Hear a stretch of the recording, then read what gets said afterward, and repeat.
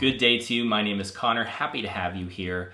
I am going to answer the question, what are the 8 C's of IFS, as quickly as I can in case that is the only thing that you wanted to find out. I'm also going to talk about 3 of those 8 that are the most important, and I'm also going to talk about the concept of self in IFS. But first, to answer, what are the 8 C's of IFS? Calm, curious, compassionate, confident, clear-minded, courageous, created, and connected. So there you go. If that's all you were looking for, there's the answer. Now, what do those have to do with IFS? Why are those important? What are they actually used for? Those are all characteristics of what is called self. We have a great video on this channel, What is IFS? If you want to understand more about IFS in general, please check out that video.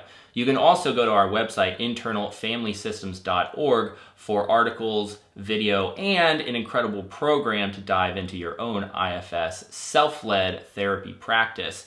But let's talk about this concept of self really quick. So in IFS, what we are looking to do is establish a sense of self and live from that place.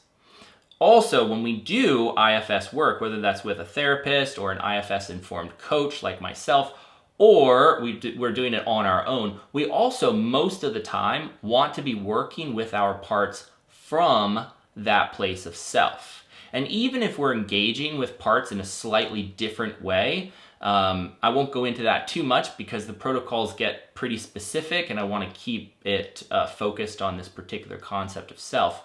But even when we're not fully engaging in self during an IFS session, the reason it's important to have these characteristics in your mind is so that you can know when you're in self, when you're in a part, or when you're blended and in both places at the same time. So as I said, I wanted to tell you the 3 most important ones, in my opinion, for you to remember. 8 to me is a little too much to remember. So 3 is really easy, and again, I believe these are the most important characteristics to keep in mind. Calm, curious, compassionate. And I'll talk about why those are so important. Calm is the sense of presence, a sense of groundedness, a sense of relaxation. We can all agree that that is a good characteristic to be focused on. And when it comes to understanding if we're in self or not, we can identify self as being a place of calm. We should be feeling calm when we're in a state of self. Now, curious is a really important one. Curiosity is the key to self-awareness. If we're not curious, we are not going to care why parts of us are active, why they do what they do, what they're trying to do. We just don't care. We're not curious to hear from those parts. And without curiosity, we can't hear our parts' story. We can't understand them. And we have to understand our parts. That's how we develop self-awareness. Moving on to the compassion piece. Compassion is the reason parts integrate. It is the highest form of healing in any form of modality is compassion, especially when we have compassion for ourselves. Incredibly powerful stuff.